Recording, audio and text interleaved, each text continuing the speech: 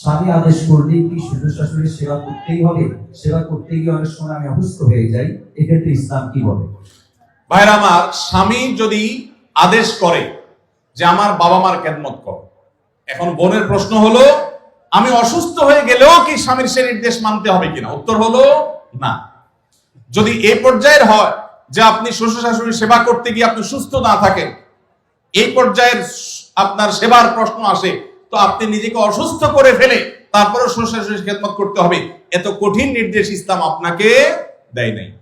তবে এ জাতীয় ইস্যুতে আমি অনুরোধ করব, কোন ভালো বিচক্ষণ বিদগ্ধ আলেমের কাছে দেখা করে উভয়ের পরিস্থিতি পর্যালোচনা করে অ্যাসেসমেন্ট করিয়ে তারপর সমাধান নেওয়ার চেষ্টা করবেন। কারণ এখানে আপনার কাছে যেটাকে মনে হচ্ছে বাড়াবাড়ি, আদতে সেটা খুব নরমাল বিষয় হতে পারে। এজন্য তৃতীয় পক্ষের কারোর সহযোগিতা নিলে সেটা সবচেয়ে ভালো হয়। এই প্রশ্নোত্তরের সংক্ষিপ্ত সেশনে আমরা অল্প কথা উত্তর দিয়ে গেলে আপনার ভুল বোঝার সম্ভাবনা আছে। সেজন্য কোন দক্ষ আলেমের কাছে, বিচক্ষণ ইমাম সাহেবের কাছে গিয়ে দুজন মিলে তারপরে পুরো অবস্থা জানাবেন।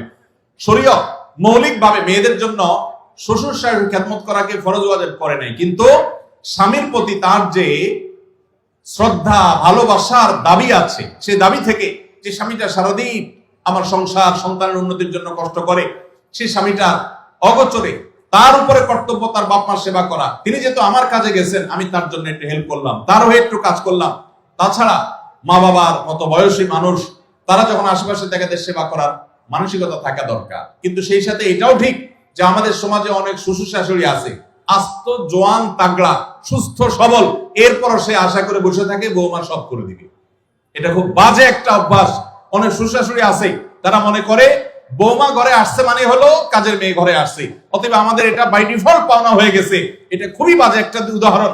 শ্বশুর শাশুড়িদেরও আল্লাহর কাছে বিচার আছে, তারা জুলুম করলে, সীমা লঙ্ঘন করলে তাদেরও দায় আল্লাহ তাআলার কাছে থাকবে। নিজের মেয়েটা তাকে দিয়ে কোনো কাজ করায় না, আরেক ঘরের মেয়ে আসছে তাকে দিয়ে সারাদিন গাদা খাটনি করা, এটা জুলুম। অতএব জুলুমও করা যাবে না, আবার বোনরা শ্বশুর শাশুড়িদেরকে ইগনোরও করবেন না। আল্লাহ তাআলা আমাদেরকে আল্লাহর নির্দেশকে যথাযোগ্যভাবে মানার তৌফিক দান করুন। আস-সুন্নাহ ফাউন্ডেশন, উম্মার স্বার্থে সুন্নাহর সাথে।